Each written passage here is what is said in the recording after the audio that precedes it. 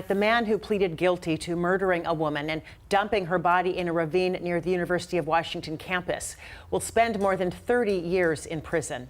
32-year-old Charles Becker was sentenced within the last hour. Loved ones of Mavis Nelson say they are glad he'll be behind bars for a long time. King 5 Sebastian Robertson joining us live in Seattle tonight. Sebastian, there was really emotional testimony before the sentencing today. Tell us more. Well, much of her family is from the Yakama area. They were in the courthouse today as Charles Becker was sentenced to 34 years in prison for the murder, for his role in the murder of Mavis Nelson. Now, we must say that this case is very graphic. In fact, in one point, the judge said that it is the worst case that has come across his court in his career. Becker pleaded guilty back in June to 3 charges of murder, unlawful imprisonment, and sexually violating human remains. A jogger stumbled across Nelson's remains near the UW campus last summer and called police. Nelson had been reported missing a month earlier. DNA evidence connected Becker to the scene.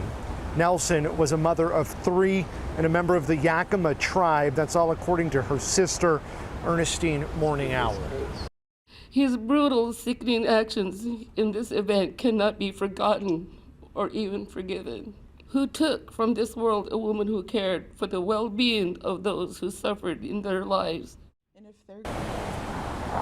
A total of 3 of Nelson's family members addressed the court, saying no legally allowed punishment would be enough, a sentiment that the judge actually said he agreed with, though he said he's limited to the high end of the sentencing guidelines and says that's how he settled on 34 years. Becker was given the opportunity to address the court, possibly to address the family. He declined, saying it would not be needed. Now, of note, Becker previously was charged, convicted, and served time for his role in the killing of his own 4-month-old son.